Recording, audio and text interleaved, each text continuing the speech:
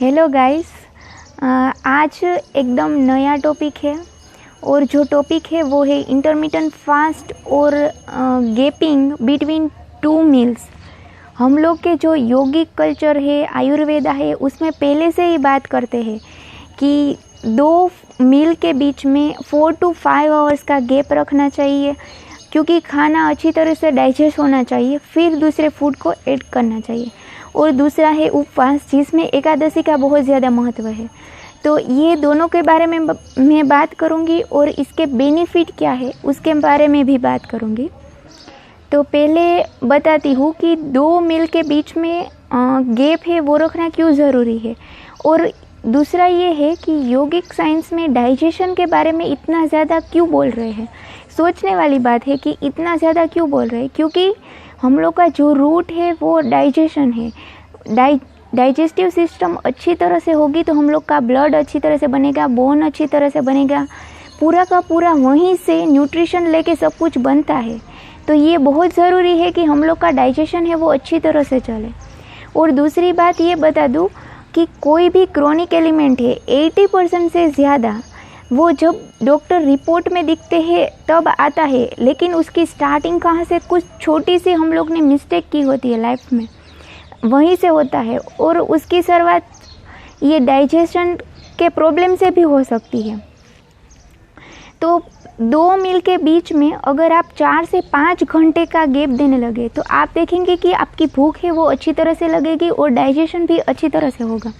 उसकी वजह से क्या होगा कि पूरा का पूरा फूड है वो डाइजेस्ट हो जाएगा। और दूसरा, और अनडाइजेस्टेड फूड पेट में ज़्यादा रहेगा नहीं वो भी। और क्योंकि अनडाइजेस्टेड फूड जितना ज़्यादा पेट में रहता है वो टॉक्सिन में कन्वर्ट होता है, फिर इन्फ्लामेशन स्टार्ट होगा, वहीं से सब प्रॉब्लम स्टार्ट होगी। और दूसरा है उपवास, एकादशी में जो करते हैं, ये दोनों का दूसरा ये टाइम डिटॉक्सिफिकेशन करने के लिए सबसे बेस्ट तरीका है।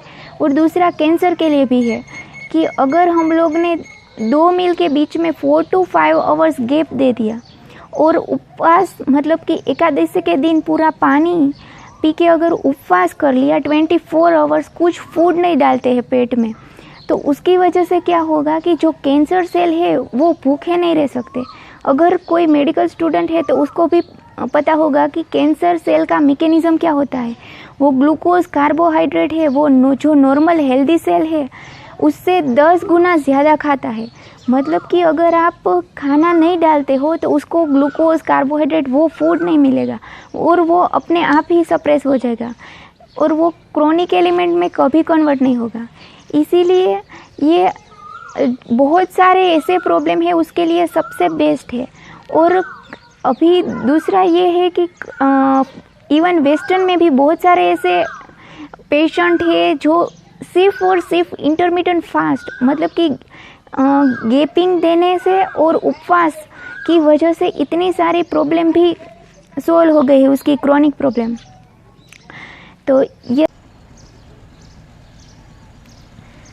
तो आप भी ट्राई कीजिए, ये सिंपल सा टूल है और इसको ट्राई कीजिए। आप जब भूख लगे तभी खाना खाइए। और दूसरा ये है कि अगर दिन में 3 मील ले रहे हैं तो उसके बीच में 4 से 5 घंटे का गैप दीजिए, तो आप देखेंगे कि आपका बॉडी है वो आप हल्का महसूस करेंगे, एनर्जी भी रहेगी, लेजीनेस नहीं आएगी। और दूसरा डाइजेशन का जो प्रॉब्लम होगा, स्किन प्रॉब्लम होगा, ये सब में बीपी, डायबिटीज़ सब में, इवन वेट, ओबेसिटी है, कोलेस्टेरॉल सब में इतना हेल्पफुल करेगा। और उपवास में भी एकादशी है उसमें अगर पूरे दिन पानी से नहीं रह सकते तो आप कुछ दोपहर में फ्रूट खा सकते हैं और फिर रात मतलब कि अगले दिन जो खाना खाया है तो दूसरे दिन वापस से खाना खा सकते हैं। तो ये दोनों सिंपल से टूल है वो अपनी लाइफ में लाइए और देखेंगे इतना सिंपल सा है लेकिन ये बहुत ज़्यादा बेनिफिट करेगा और बॉडी में भी आप महसूस कर सकते हो। तो यस, आई होप कि सब लोग करेंगे। Thank you.